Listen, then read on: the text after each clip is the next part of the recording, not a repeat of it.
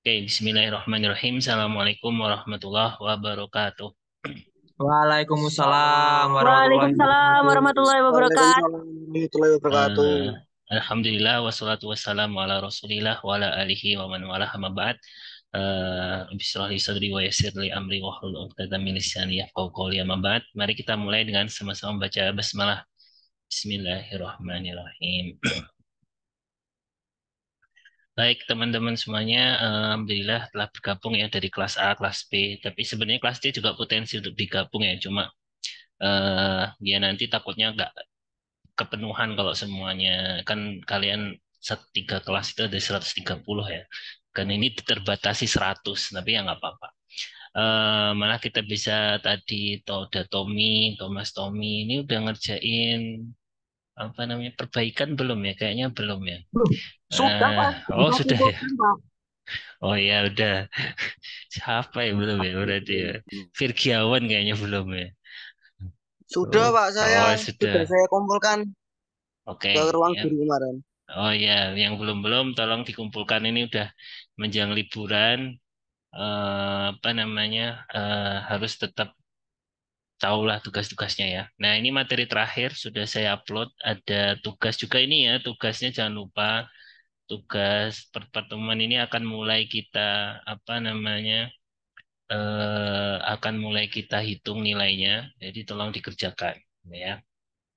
Oke, kemudian macam-macam ini. Kemudian kita coba hari ini sebenarnya menarik ya, apa namanya materi hari ini, tapi saya nggak bisa ya karena memang ya apa namanya karena juga berbagi waktu dengan apa namanya liburan, musim liburan, tapi alhamdulillah kita tetap bisa melaksanakan perkuliahan ya.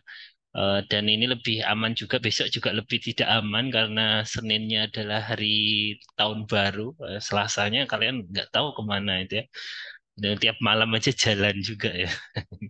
Oke, ya semoga apa namanya hari ini kita akan belajar tentang dasar-dasar keuangan. Yang menarik nanti adalah yang pertama ya, ini tentang present value. Sebenarnya ini agak konvensional banget atau istilahnya itu ekonomi barat banget gitu ya. Apa namanya? Yang walaupun saat ini dipertanyakan, tapi makanya kita perlu memahami gitu ya, yaitu tentang present value atau nilai sekarang.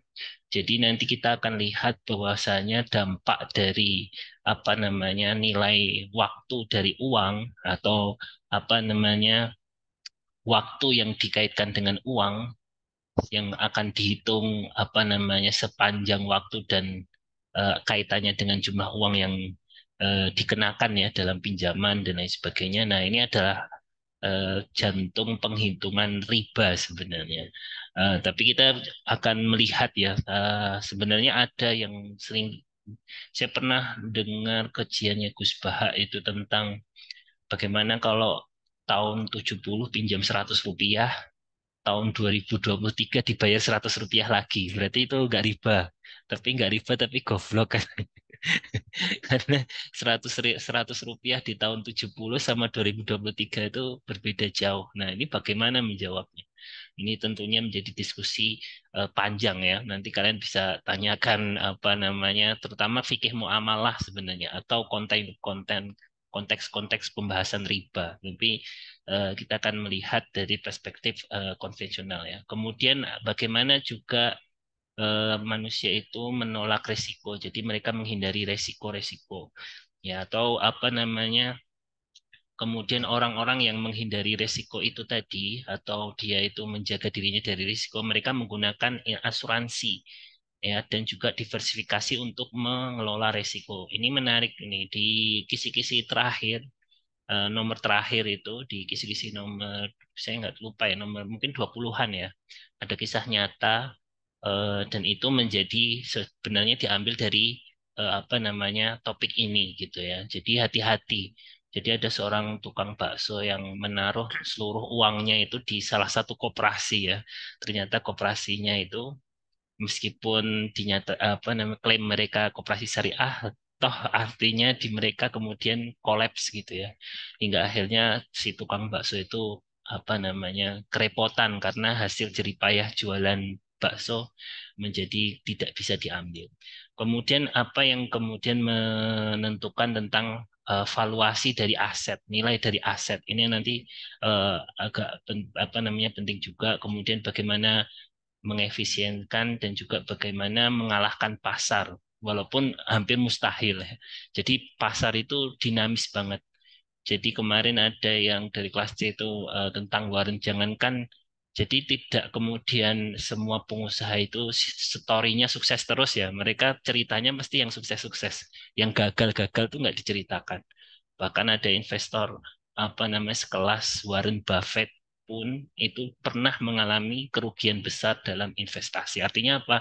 Mereka juga apa namanya ternyata juga bisa dikalahkan pasar walaupun sudah sangat berpengalaman. Nah, baik. Jadi sekali lagi ini menyambung dengan chapter yang kemarin ya. Yang kemarin itu kita jelaskan tentang hubungan pasar keuangan ya. Pasar keuangan ataupun sistem keuangan itu mengkoordinasikan sisi tabungan dan investasi.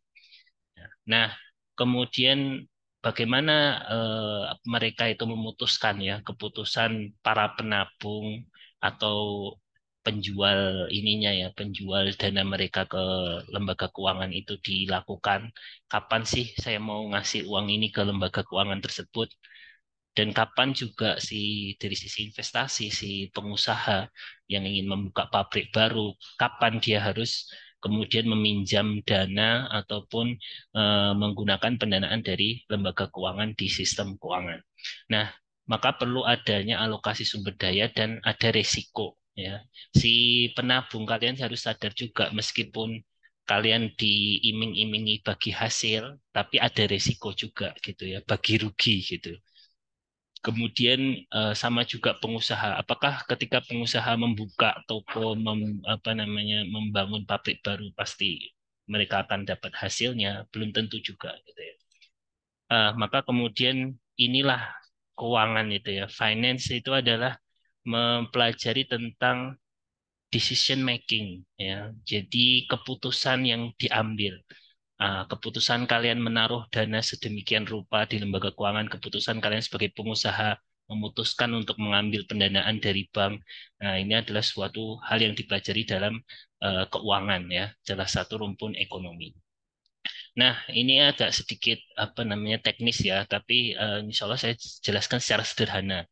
Yaitu adalah masalah present value, the time, jadi nilai waktu dari uang ya. Jadi ini akan menceritakan tentang nilai sekarang. Jadi ibarat sama juga sama ya teman-teman. Makanya jangan suka menunda, jangan suka menunda, jangan menganggap bahwasanya nanti itu pasti lebih baik ya.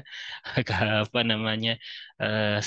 Karena dalam hal ini kita juga belajar pentingnya memanfaatkan waktu ya. Saya kadang melihat teman-teman ini punya sumber daya yang luar biasa. Oke lah main game, tapi alokasikan seefisien mungkin gitu ya. Apa namanya kadang-kadang di kelas tuh sambil main game dan sebagainya oke, tapi kalian harus sadar juga gitu ya apa namanya waktu kalian itu akan berbeda nilainya ketika kalian apa namanya menunda-nunda ya. Nah, kemudian maka apa sih nilai present value dan sebuah apa namanya future sum ya, artinya pengumpulan dari masa depan. Jadi jumlah yang dibutuhkan sekarang untuk mendapatkan keuntungan di masa depan berdasarkan tingkat bunga ataupun suku bunga yang berjalan gitu ya. Nah, jadi ada namanya future value. Jadi kalau future value itu ada nilai sekarang, ada nilai masa depan. Ya, jadi ketika apa namanya jumlah yang diberikan itu adalah karena sudah mendapatkan apa namanya bunga dan lain sebagainya itu menjadi nilai berapa. Jadi ada nilai masa depan dan nilai masa sekarang. Nah, secara gampangnya misalnya ya, kita punya tabungan $100 dengan bunga 5%. Berapakah future value-nya? Nah, nilai-nilai masa depannya ya. Apakah kemudian hanya sekedar menghitung 5% tambah $100 sama dengan 105? Ternyata nggak demikian. Nah, inilah apa namanya menurut saya matematika yang gagal dipahami teman-teman yang ngambil pendanaan dari bank ya, KPR dan lain sebagainya itu hati-hati. Seolah-olah 1%, 3%, tapi kalian kalau menghitungnya dengan benar ya, pasti itu jumlahnya sangat-sangat besar ya, apa namanya. Nah, ini contoh ya, dalam 1 tahun itu 100, ya benar, $105. Tapi kadang-kadang kan kalian kalau misalnya bikin pabrik ataupun bahkan mungkin nyicil rumah ya 15 tahun, 20 tahun, ini kalikan aja gitu ya. Apa namanya, berarti jumlahnya bisa kalau 15 tahun berarti tambah $15 gitu ya. Nah, ke, tapi bukan ternyata tidak sesederhana itu. Nah, ini ya, ini saya pengen dengan di 2 tahun. Mungkin saya ngomongnya tadi ya udah Pak, kalau 2 tahun kan berarti apa namanya 5% 2 kali gitu ya. Berarti tambah 110. Enggak. Jawabannya tetap tidak ada komanya. Ya. Kenapa? Karena ada kuadratnya di sini. Ya, jadi itu yang menyebabkan nilainya kok nggak bulat 110. Nah, ini hati-hati ini 0,25 ini semakin tahun semakin tahun ketiga ini bukan 25 lagi tapi 1575 76 ya. Ini ini nanti tambah sangat besar sehingga ketika dihitung 15 tahun 20 tahun itu sebenarnya nilainya sangat-sangat, berarti yang sebenar berapa sih yang sebenarnya kalian bayarkan ke lembaga keuangan dengan bunga sedemikian itu ternyata cukup besar ya. Dan ini berapa tahun. Jadi intinya semakin lama tahun kalian merasa wah cicilan saya semakin ringan dong. Cuma yang kalian harus hati-hati itu keuntungan bank semakin banyak, keuntungan lembaga keuangan akan semakin tinggi ya. Karena semakin ini ya, misalnya 3 tahun saja sebenarnya bank itu sudah punya keuntungan $15,76. Itu kan keuntungan marginnya ya. Sedangkan yang kalian pinjam adalah 100. Nah, itulah hati-hati ya. Ini komanya ini kalau apa namanya lipat-lipat bisa banyak juga. Nah, makanya di sini itu 100 itu namanya nilai sekarang, ya namanya present value-nya sekarang. Tapi kemudian kalau kita ingin future-nya berapa, maka kita harus menghitung dari berapa jumlah tahun dan juga tingkat bunganya, ya. Nah, apa namanya sehingga itulah yang ini kan. Nah, contoh sehingga gini, gampangannya ini investasi decision sama sih. Ketika kalian kapan sih saya harus beli rumah kedua, terutama ketika orang nggak punya ini ya, nggak punya apa namanya modal yang cukup lah, gaji pas-pasan dan lain sebagainya. Jadi kalian harus misalnya ini bagusnya buat usaha sih, memang usaha ya, jadi bukan konsumtif. Yang kita ajarkan di ekonomi banyak sekali kegiatan produktif, bukan konsumtif ya, beli knalpot motor, enggak, apa namanya, intinya kita lebih ke produktif. Contoh ini juga akan yang menjadi kritik kita kepada pemerintah yang pengen bikin proyek-proyek ya, proyek-proyek tapi harus dihitung kembali gitu ya. Nah, contoh misalnya ini, R itu artinya suku bunga. Suku bunga atau tingkat bunga. Tingkat bunganya adalah 6% atau 0,06. Nah, sekarang yang perlu dihitung adalah kita harus tahu bunganya berapa atau kesepakatan peminjaman itu membuat kita harus membayar berapa persen sebagai dari apa namanya imbalannya bagi bank ya atau dalam konvensional apa namanya bunganya. Nah, tetapi yang paling penting juga selain berapa modalnya, ya, misalnya ya dibutuhkan 100 juta, tapi perlu kita ketahui berapa untungnya. Ini 200 juta dalam 10 tahun. Bisa apa enggak? Sebenarnya bisa. Ya. Apa namanya? Pernah saya kemarin saya jelaskan ya apa namanya? Saya mendanai suatu bisnis kecil-kecilan 7 juta tapi omset sebelum 12 bulan bisa 100 juta gitu kan. Ini bisa sebenarnya. Kalau investasi real ya, investasi real, kemudian kerja keras bisa. Nah, kemudian bagaimana cara penghitungannya? Nah, kita akan coba menghitung present value 200 juta dalam 10 tahun. Ya, ini berdasarkan ini ya 100 tapi 10 tahun. Keuntungannya itu hampir 100%. Ya. Nah, kapan sih kita keputusan tepat untuk mengambil dana? Kita itu bangun nggak ya? Bangun nggak ya? Pinjem dana bank nggak ya? Bikin pabrik baru nggak ya? Itu kita harus menghitung. Di antaranya biaya ongkosnya. Nah, misalnya present value-nya 200 juta. Kita bagi 1,0606 ini adalah tingkat bunganya, kita kalikan, kuadratkan berapa tahunnya, 10 tahun. Berarti present value, ini berdasarkan keuntungan ya, nilai dari investasi kita di 10 tahun yang akan datang, plus sama bunganya. Itu ya, kita 10, itu sudah dihitungkan jadi 112 juta. Nah, sedangkan kalau kita bandingkan 112 dan 100, maka present value-nya ini lebih tinggi dari biaya apa namanya faktorinya 100 juta ini. Berarti ambil saja karena 12 juta ini menjadi keuntungan. Nah, jadi ya ini karena bunganya kecil ya, keuntungannya 100%, ambil aja. Ya, karena toh cost-nya, biayanya 100 juta, dapat untung 112. Jadi nilai 100 juta itu kalau kita ambil keputusan dengan membangun pabrik, itu sudah 112. Nah, 112 dan 100 masih selisih, sehingga keputusannya tolong dibangun pabriknya. Ya. Nah, kemudian tetapi, nah ini ya, ini makanya ke proyek IKN dan lain sebagainya itu harus dilihat berapa ongkos biayanya, bunganya gitu ya. Karena itu sangat mempengaruhi dan jangan sampai pilih bunga yang flat itu ya yang bisa lebih lebih lagi itu ya. Kalau naik kita tengkurap apalagi kalau naik turun gitu ya. Kalau di syariah itu biasanya pembiayaan berbasis akad yang tidak boleh berubah dari angka dasarnya. Kemudian contoh R ini 0,09, artinya 9%. Sedangkan bagaimana ketika ini padahal selisih berapa itu? 9 sama 6 ya, 3% saja. Tapi itu merubah keputusan kita nanti. Ya, ini sama modalnya 100 juta, keuntungan diharapkan apa namanya nilai proyeknya selama 10 tahun berubah menjadi 200 juta. Sehingga kemudian ketika kita hitung, nah ini ya, 200 juta nilai keuntungan ya, asetnya akan datang, kemudian kalikan apa namanya 1,09 pangkat 10 ya, pangkat 10 ini 10 tahun, 9 ini bunganya. Ketika kita hitung ternyata 84 juta. Kalau kita bandingkan ya 84 juta sama 100 juta yang kita pinjam ternyata lebih sedikit ya present value. Jadi 100 juta gara-gara 9 ongkos yang mahal itu ya, ongkos bunga yang sangat mahal itu membuat ternyata apa namanya sedangkan untungnya 100% itu ternyata belum cukup gitu ya. Karena biayanya terlalu mahal. Berarti ini proyeknya jangan yang 200 juta, harusnya proyeknya yang 100 juta tapi bisa 300 juta gitu ya.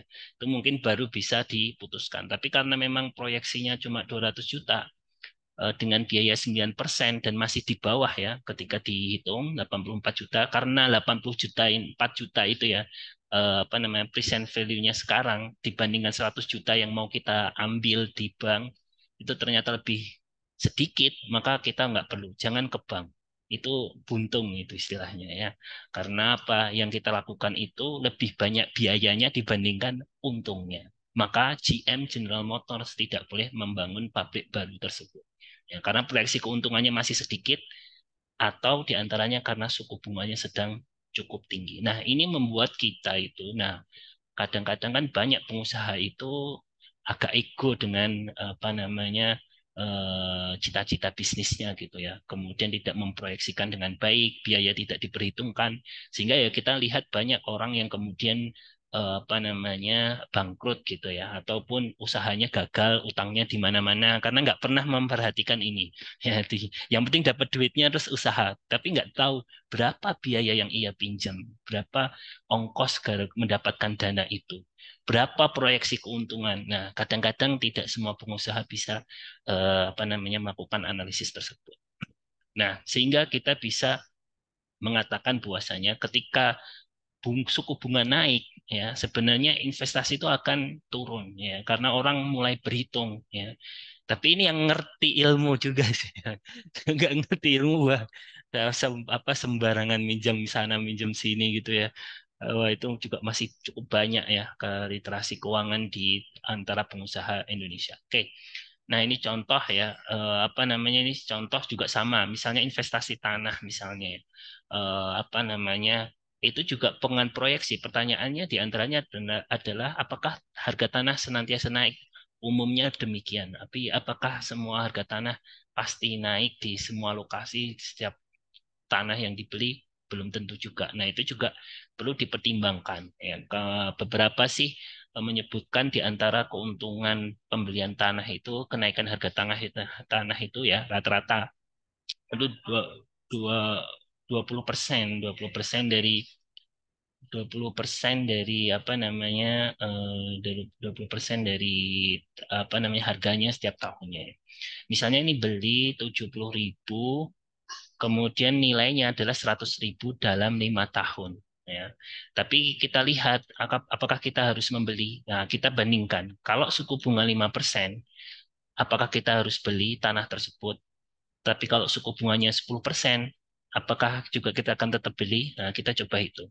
Ya, ketika 5% ternyata kita hitung ya nilai ini ya keuntungan atau nilai aset yang diperkirakan selama 5 tahun itu akan bernilai 100.000. Sedangkan suku bunganya 5%. Kemudian kita bagi kemudian hingga akhirnya 78.000.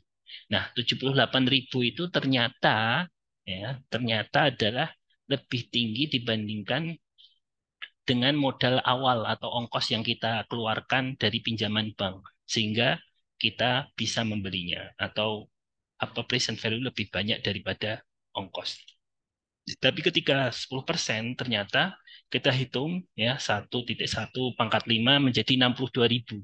Jadi 70.000 yang kita dapatkan dari bank itu ternyata 5 tahun ke depan itu hanya cuma nilai 62.000 ya karena ongkosnya yang terlalu tinggi. Sehingga present value-nya lebih kurang atau kurang dari harga yang kita bayarkan. Sehingga apa? Jangan dibeli. Nah ini ya. Moga-moga teman-teman bisa juga praktekkan ini. Saya kira akan menjadi salah satu pertimbangan yang bagus gitu ya. Terutama ketika sumber dana itu bukan dari kantong pribadi. Nah, kemudian ini adalah compounding. Compounding itu adalah akumulasi ya. Jadi akumulasi dari nilai bunga. Jadi sekali lagi apa namanya kita tidak menghitung bulat ya. Kadang-kadang itu terlalu mensederhanakan 10% dari 1 juta. Kalau 1 tahun demikian, tapi ketika 5 tahun, 10 tahun itu sangat-sangat berbeda ya. Itu juga ibaratkan dengan pinjol dan lain sebagainya itu juga sangat-sangat ini. Nah, ini contoh ketika ini kita melihat ini dalam investasi saham ya. Misalnya ada saham $1.000 gitu ya dari sahamnya Microsoft yang dipegang selama 30 tahun. Kalau seandainya apa namanya keuntungannya itu adalah 8% per tahun ya. Ini kalau saham itu syariah banget sebenarnya ya. Mekanisme konvensional yang paling sesuai syariah sebenarnya saham. Kenapa saya katakan demikian? Karena di saham itu bagi untung dan bagi rugi. Namun demikian yang menjadi pertimbangan ya kenapa ada saham syariah karena ada karakteristik dari saham syariah sendiri ya. Di antaranya tidak apa namanya menjual barang-barang yang diharamkan dan total utang ribanya tidak boleh lebih dari 45%. Nah, di antaranya itu. Tapi ini kita lihat ininya dulu ya. Kalau kita misalnya 30 tahun, makanya teman-teman sekarang ya harus bijak lah menggunakan dananya ya. Apa namanya tekan nilai konsumtif. Kemarin kita tanyakan ya gimana bisa punya tabungan, kemudian bisa investasi. Ya di antaranya dengan apa namanya mengetatkan konsumsi, mengetatkan pengeluaran gitu ya. Misalnya $1.000 punya saham ketika 30 tahun ya. Berarti misalnya teman-teman sekarang ini usianya 20 ya. Kira-kira punya saham coba 30 tahun yang akan datang usia kalian 50 misalnya ya. Dengan rata-rata 8% keuntungan itu 1.000 itu sekarang menjadi 10.000. Ya, kalau kalian berarti misalnya ini 1.000 10.000 ya, berarti berapa kali lipat? 10 kali lipat. Berarti kalian tanam 1 juta, 30 tahun, 30 juta. Ya kan? Kalau misalnya, maka dari itu kenapa kok banyak konglomerat diantaranya ya dari apa belian saham yang berdasarkan yang sangat lama ya. Ya, oke. Kalau kalau 10 tahun apa namanya 10 tahun lebih tinggi lagi ya, 17.000 ini berarti itu kalau 10% ya, meskipun cuma beda 2%, tapi perbedaannya cukup signifikan gitu ya. Artinya 1 juta jadi 17 juta gitu ya. 1 miliar jadi apa namanya berapa ya? 1 miliar jadi 17 M gitu. Ya kan? Nah, itu menarik sekali ya, apa namanya, maka apa namanya menarik. Tapi di pasar apa namanya di tabungan ya kemarin kita sampaikan ya. Kalau investasi real lebih lagi gitu ya. Investasi real itu kemarin saya ceritakan punya ST Jumbo macam-macam gitu ya. Kemudian ini ada menarik ini rumus penghitungan dari investasi. Saya tidak apa namanya jelaskan terlalu lama. Misalnya ya ini kita bisa memprediksi dengan angka unik 70 ini kira-kira misalnya ketika kita kapan sih investasi kita nilainya double. Nah, pakai rumus 70 bagi X ini. Misalnya kalau apa namanya keuntungan yang dijanjikan 5%, nah, itu biasanya dia akan bisa per tahun ya, dia suatu tabungan itu bisa menjadi 2 kali lipat selama 14 tahun. Kalau 7 tahun 7% itu bisa 10 tahun sudah menjadi 2 kali lipat. Nah, kemudian ini kita bahas tentang resiko. Kalau tadi kan apa namanya landasan mengambil keputusan ya di antaranya. Sedangkan kalau apa namanya risk aversion ini adalah bagaimana menghindari resiko. Dan banyak orang yang pengen menghindarkan diri dari resiko. Nah, contoh adalah kalian apa namanya ya ini gambarannya ya misalnya gamble itu judi ya kalau di Islam nggak boleh ya.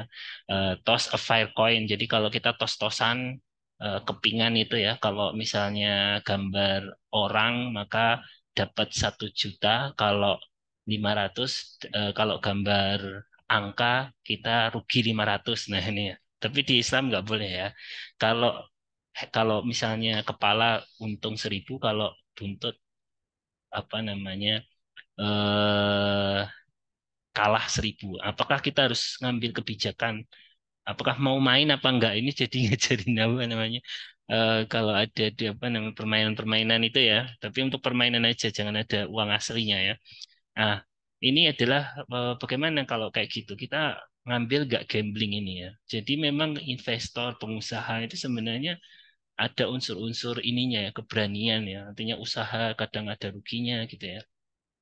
Nah, kalau kamu adalah ini ya apa namanya penolak resiko, maka apa namanya diantaranya adalah kalau nah inilah kemarin saya katakan kalau orang apa namanya orang judi itu sebenarnya adalah mereka orang yang dananya nggak pernah habis.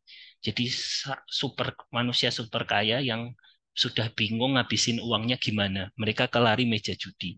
Tapi kalau ada orang yang mencari untung, kekayaan, sedangkan dia itu kekurangan dana, itu sebenarnya bunuh diri. Ya, apa namanya? Artinya saya minjem duit buat apa? Pasang slot apa kemarin banyak diskusi dari teman-teman itu bunuh diri itu sama sekali tidak apa dibenarkan dalam teori keuangan manapun ya udah nggak punya duit pinjem duit buat judi itu namanya bunuh diri karena apa sebenarnya kalau orang yang berisiko tinggi itu ya atau kamu adalah yang harusnya menghindari resiko adalah kerugian kehilangan 1.000 itu lebih tinggi atau lebih apa namanya melebihi kesenangan mendapatkan 1.000. Ya, misalnya contoh gini, apa namanya pinjam 1.000 ya buat judi, toh dapat 1.000 lagi gitu ya. Wah, misalnya dapat 1.000 lah. Kemudian ternyata dia pinjam uang, kembalikannya harus 1.200. Itu kan sudah untungnya aja sudah nggak nutup gitu ya. Nah, jadi kalau kayak gitu ya nggak usah diambil. Ya. Oke, nah ini adalah utility intinya ketika apa namanya kemakmuran itu semakin tinggi, dia akan semakin orang itu akan merasa semakin nyaman gitu ya. Jadi jadi semakin apa namanya makmur dia atau semakin kekayaannya semakin tinggi, maka dia itu semakin apa namanya ketika dia dapat tambahan dolar itu tidak terlalu ataupun uang dia tidak terlalu merasa gitu ya. Apa namanya? Jadi intinya itu memang kadang-kadang orang lupa bersyukur gitu intinya ya. Kadang merasa bagi orang lain itu sangat bernilai, tapi kadang-kadang karena saking makmurnya orang gitu ya, merasa itu nggak jadi ini ya, nggak jadi pertimbangan. Nah, kemudian bagaimana dengan mengelolanya? Ya kita bisa dengan asuransi gitu ya.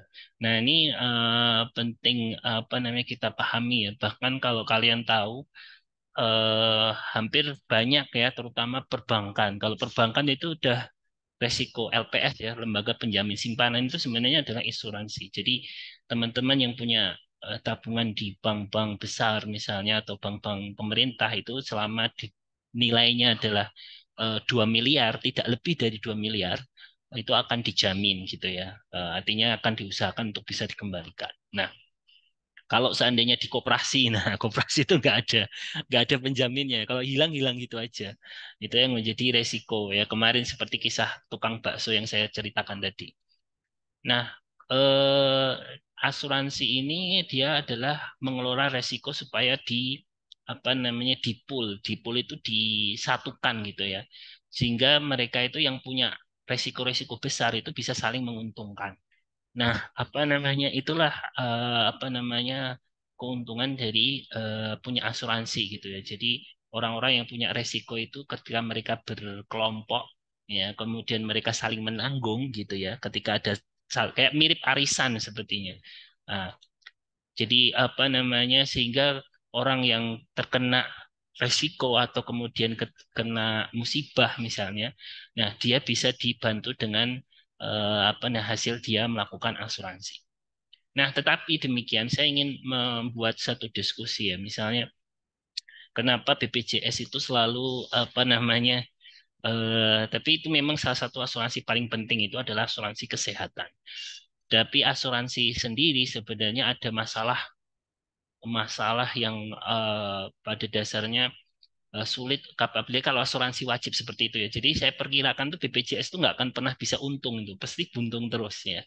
Selama mereka tidak mereka selama ini tidak mereka hanya ini ya bagaimana melakukan minimalisasi resiko ya, artinya memperketat aturan gitu ya supaya jangan sampai ada orang bolak-balik ambil obat gitu ya. Tapi sebenarnya banyak masalah yang lebih besar daripada sekedar itu. Contoh adalah pemilihan yang salah, adverse selection. Jadi orang yang resiko tinggi itu mereka yang paling beruntung, sehingga mereka yang paling ini, misalnya dari teman-teman ini, misalnya ya semua punya kartu kesehatan atau BPJS gitu ya. Misalnya, tapi misalnya di antara kita itu yang paling berisiko siapa? Misalnya orang yang suka merokok gitu ya, orang yang rokoknya banyak gitu. Itu sebenarnya resiko tinggi tuh kemarin atau suka mabuk-mabukan ya semoga janganlah ada di antara kemarin saya dengar berita itu apa namanya di Surabaya ya di Surabaya itu ada musisi yang meninggal dunia gara-gara pesta minuman keras ya di sebuah hotel di Surabaya. Nah, itu yang menjadi karena apa ya dia mencampur-campur ya ngoplos gitu hingga diperkirakan itu minumannya itu mengandung 40% alkohol. Tapi kemudian meninggal dunia gitu ya. Nah, artinya apa? Ternyata itu yang membuat apa namanya ketika banyak manusia orang-orang yang risiko tinggi itu masuk dalam apa namanya insuran itu yang membuat misalnya contoh begini ya, kita satu kolam misalnya 10 orang ya. 10 orang, 8 orang perilakunya kayak gitu semua. Gitu ya. Padahal 10 orang bayar 100.000 misalnya. Jadi kan modalnya 1 juta. Oke, diinvestasikan dapat 20% misalnya, 1.200.000. Ternyata 8 orangnya sakit. Ya, padahal setiap orangnya dapat 1 juta, padahal bayar 100.000. Padahal kalau 8 orang ternyata yang sakit, berarti 8 kali 1 juta, 8 juta. Padahal modalnya cuma 1 juta, diinvestasikan untung 20% jadi 1,2.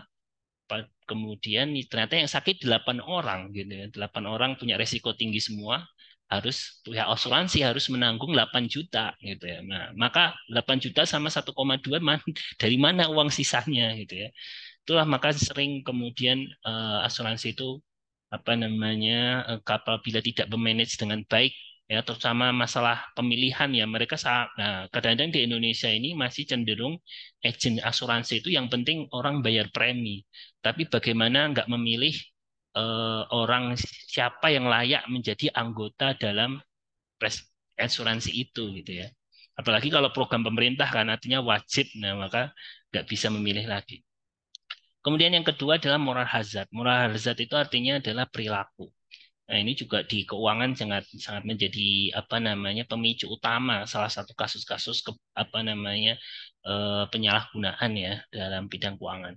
Jadi kalau di dalam asuransi misalnya ketika orang itu diasuransikan, mereka itu lebih tidak mau atau apa namanya mereka itu kurang care dengan resiko-resiko ya.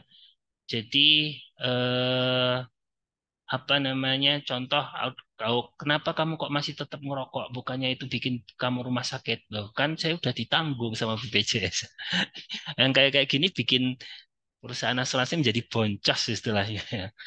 Karena meskipun kayak gitu tetap harus mereka seharusnya ya makanya kalau asuransi syariah itu dia basisnya adalah berbagi keuntungan ya. Misalnya kita itu kenapa toh tidak mau merokok? Biar kita nggak sakit. Kenapa kita nggak sakit? Nggak untung dong dari dana asuransi yang kita setorkan. Bukan masalah untung. Kalau di asosiasi syariah itu kita berikan premi, memang kita niatnya adalah berbagi apa namanya kebaikan atau tabaruk ya. Uang yang saya berikan karena saya nggak sakit dipakai teman yang lain yang sakit. Nah, gitu ya. Jadi itu sodakoh sebenarnya. Jadi bukan kalau orang asuransi itu wah nggak misalnya ya asuransi mobil udah bayar 1 tahun gitu ya. Wah 1 tahun ini nggak kecelakaan-kecelakaan, wah ditabrakkan aja. Itu kan jadi apa namanya moral hazard ya. Harusnya tetap dia jaga mobilnya biar nggak kecelakaan. Meskipun dia nggak untung, uangnya dia itu kalau dalam asuransi syariah itu dimanfaatkan teman lain yang mobilnya itu kena musibah. Ya. Kalau seandainya perusahaan apa namanya perusahaan-perusahaan asuransi itu tidak care dengan yang seperti ini, maka dia harus menerapkan premi yang tinggi gitu ya. Artinya kalau enggak mereka ya pasti apa namanya dan banyak terutama di apa namanya di masa pandemi ya dan banyak sekali asuransi-asuransi yang bermasalah ya dari Asabri, dari Bumi Putra, dari banyak masalah perusahaan-perusahaan asuransi yang sekarang ini menjadi bermasalah itu ya, karena nggak bisa menyelesaikan dua masalah klasik utama ini ya. Nah, ini contoh ini ya, apakah ini pemilihan yang salah atau perilaku yang mengundang resiko? Contoh, si Joe atau si Thomas misalnya, dia itu merokok di kasur. Ya, padahal dia itu beli asuransi kebakaran. Kamu, maaf loh, kamu kok ngerokok di kasur ya? Udah beli asuransi kebakaran. Nah, ini namanya apa namanya? Kalau kayak gini namanya moral hazard. Ya, kenapa moral hazard? Ya bukan untuk itu kemudian yang merasa diasuransi kok malah nekat gitu ya. Maka ini perilaku yang buruk gitu. Nanti kita coba lihat jawabannya ada. Kemudian, nah ini kalau yang ini adalah pemilihan yang keliru artinya orang yang berisiko tinggi. Sebenarnya orangnya baik gitu ya, tapi yang menjadi tidak baik itu keturunannya. Nah, misalnya asuransi gigi atau kesehatan gigi ya. Padahal orang tuanya itu adalah punya masalah gigi semuanya gitu ya. Sama dengan teman-teman kalau punya bapak ibu yang kena diabetes itu kan banyak sekali studi menyebutkan resiko keturunan dari diabetes akan menderita diabetes gitu ya. Itu kalau dicas dengan asuransi harusnya harganya lebih gitu ya. Tapi di Indonesia sama gitu kan. Nah, sehingga ini adalah adverse selection. Harusnya ketika tahu bahwasanya orang tua punya riwayat, itu harusnya kalau dia mau masuk asuransi ini jangan dimasukkan asuransi karena dia akan apa namanya risikonya tinggi gitu ya. Nah, ini contoh kemudian juga ada yang punya asuransi mobil ya, car insurance, tapi dia itu parkirnya sembarangan barangnya di mobil tidak dikunci sehingga mengapa dia melakukan gitu karena merasa saya kan udah asuransi mobil full cover gitu ya jadi saya nggak apa namanya sembarangan lah parkirnya macam-macam. Nah maka kita bahas satu-satunya ini moral hazard yang ini ada adverse selection ya ini ya adverse selection tuh dia nggak salah ya bukan perilakunya tapi analisis dari apa namanya dia menjadi resiko besar gitu ya. Misalnya juga orang, misalnya dia nggak ngerokok tapi hidup di lingkungan orang yang merokok, itu bisa jadi kena juga gitu ya. Kalau dia yang sendiri, wah kan ngapain kamu udah ditanggung BPJS ya, ada ini moral hazard. Nah, itu adalah mengendalikan resiko. Kemudian kita juga ada namanya mengukur resiko ya. Jadi ada beberapa statistik sehingga kita bisa meminimalisir resiko. Nah, di antaranya adalah, nah ini kemarin di bagaimana kemudian menanggulangi tadi ya, yaitu adalah dengan diversifikasi ya. Contoh yang paling mungkin sering kalian dengar juga, jangan menaruh satu apa namanya semua telur dalam satu keranjang. Ya. Jadi janganlah semua telur taruh dari satu keranjang karena ketika satu keranjang itu pecah maka pecah semua. Ya, tapi satu telur itu kita bagi ke beberapa keranjang sehingga ketika satu keranjang pecah masih ada telur di keranjang-keranjang yang lain. Nah, itu namanya diversifikasi. Makanya jangan sampai menaruh dalam satu sisi gitu ya. Nah, sekarang juga sama ketika kadang kalian misalnya nanti bekerja dan lain sebagainya, kemudian memutuskan resign atau tidak. Itu kadang-kadang mungkin diantaranya, nah nanti gimana Pak, saya nggak dapat dana. Mungkin ada diversifikasi yang sudah kalian siapkan gitu. Oh, saya ada opsi ini, opsi dua, opsi tiga, gitu ya. Nah, itu diantaranya ya. Jadi sehingga ketika diversifikasi tadi, kemudian apa namanya? Makanya ketika diversifikasi itu kayak gado-gado ya. Misalnya ada yang untungnya tinggi, ada yang untungnya rendah. Ya, oke. Ya, ini adalah diversifikasinya itu bisa mengurangi apa namanya spesifik resikonya ya, tetapi tidak bisa mengurangi resiko pasarnya. Nah, ini contoh dari apa namanya deviasi dari portofolio returnnya. Jadi perusahaan saham itu juga sama, naik turun. Sekarang kalau kalian lihat apa namanya paling nyata sekarang adalah saham Unilever. Saham Unilever sebelum pandemi itu dia sangat tinggi ya nilainya hampir mungkin 7 jutaan ya. Sekarang tinggal 3 jutaan saja. Bahkan ketika mungkin kena boykot ya itu sahamnya bisa apa namanya turun gitu ya. Oke, misalnya ya macam-macam sangat dinamis sekali. Makanya kalau bisa jangan ini punya satu tok. Makanya banyak juga pemilik klub itu kemudian tidak hanya bikin beli satu klub tapi beberapa klub gitu ya. Jadi kalau klubnya satu nggak ini bisa yang lain.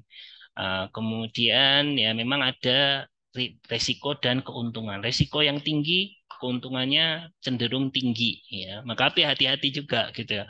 Apakah kita bisa menanggungnya gitu ya.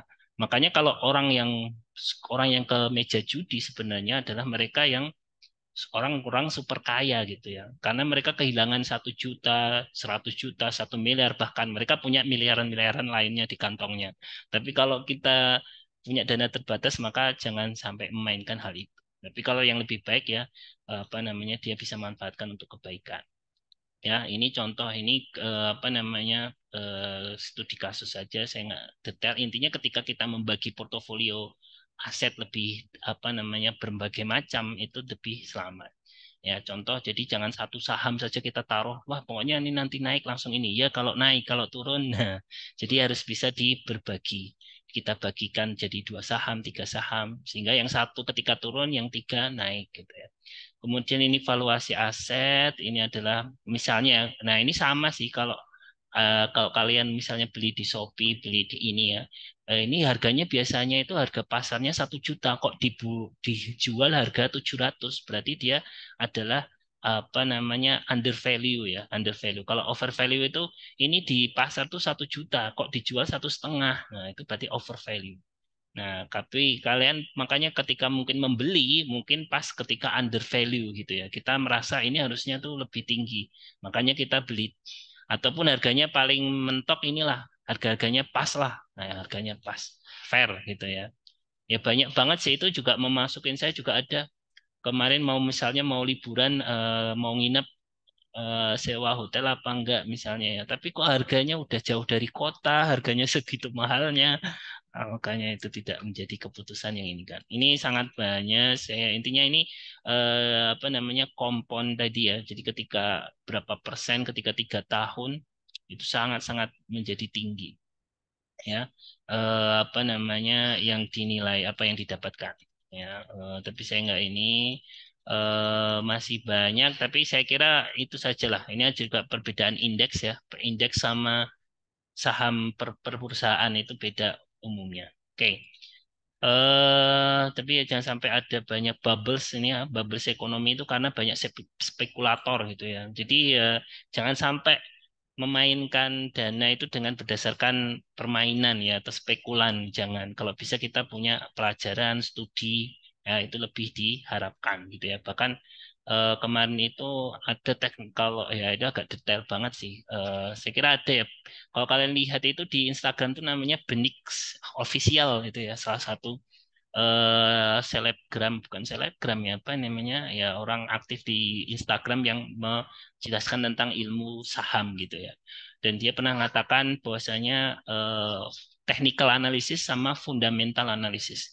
Nah kalau kalau technical analysis itu dia membaca range apa namanya tangan saya ini nah kayak range range pergerakan saham ya itu namanya technical ya dan itu mulai ia tinggalkan karena berdasarkannya agak agak gimana loh wah ini habis turun pasti naik nah, jangan seperti itu jadi dia lebih menyarankan tinggalkanlah technical analysis tapi lebih percaya kepada fundamental analysis fundamental itu berbasis apa misalnya laporan keuangan perusahaannya manajemen perusahaannya jadi dia lebih kepada proses bukan apa namanya permainan atau dugaan-dugaan hasil tren. Nah, itu teknik analisis. Dan itu benar kayaknya ya. Apa namanya? Ya ada benarnya tapi memang menurut saya itu sangat bijaksana sekali. Jadi saya bahkan kemarin sempat salah juga ya, bolehlah saya sharing gitu ya. Misalnya saya pernah punya saham tentang otomotif gitu ya. Karena perkiraannya itu akhir tahun baru biasanya orang banyak beli mobil baru gitu ya. Sehingga kemudian diharapkan perusahaan seharusnya berhasil menjual banyak mobil dan punya untung banyak. Tapi ternyata harapan saya itu keliru. Kenapa? Karena terjadi COVID dan akhirnya tidak banyak pembelian mobil karena aktivitas dibatasi di masyarakat. Sehingga hasilnya sahamnya menjadi sangat turun. Oke, mungkin itu saja ya. Ini sudah 35 nanti saya harus juga membagi waktu sama apa namanya kelas C ya. Kelas C insya Allah segera dimulai dibuka Zoom-nya ya. Mungkin itu saja. Kurang lebihnya saya mohon maaf. Terima kasih teman-teman telah hadir. Nanti insya Allah rekamannya saya upload ya di YouTube. Kemudian linknya saya share di Sepadang nanti. Ya, moga-moga bermanfaat. Mohon maaf nggak bisa. Sebenarnya banyak ini topik menarik. Kadang-kadang kalau topik menarik ini nggak diajarkan kok kayaknya eman-eman. Kalau didiskusikan waktunya nggak cukup. Ya nanti silahkanlah kalian ketemu di ruang dosen boleh sambil ngobrol-ngobrol yang lain. Itu menjadi sebuah hal yang baik. Tapi intinya kalian akan mendapatkan pelajaran berharga dari buku ini ya. Kemarin oh ya kalau di Mas Amril itu di kelas C ya itu dia sangat kritis itu ya dia pasti sangat senang dengan buku ini ya oke baik kita tutup dengan kita kita tutup dengan membaca hamdalah alhamdulillahirabbil Alhamdulillahirabbil Alhamdulillahirabbil alamin. alamin. terima kasih semuanya ya ya ya ini kalau ada yang di depan ruko ini kalian diusir atau gimana ini Oh, itu Iya Pak, jalanan itu, saya Pak. Itu Oh ya, jalanan itu, oh, Pak. oh ya sambil ngopi ya, ya bagus. Enak iya ini Pak. kuliah sambil Ini Pak, ngopi kapan lagi ya? enak banget Pak. Nah, intinya pikirannya jadi Ada terbuka ketemu Pak gitu ya. Purnomo Pak. Ya, walaupun pelajaran itu tidak selalu harus keluar di ujian ya, tapi yang penting itu pelajaran itu diaplikasikan ya. Jadi pertimbangan kalian di kehidupan ya. Assalamualaikum warahmatullahi wabarakatuh. Waalaikumsalam Waalaikumsalam warahmatullahi warahmatullahi wabarakatuh. wabarakatuh. Ya, terima kasih. Dino. Pak, bapak gede Pak. Pak, bapak Ya, berat Pak. gede.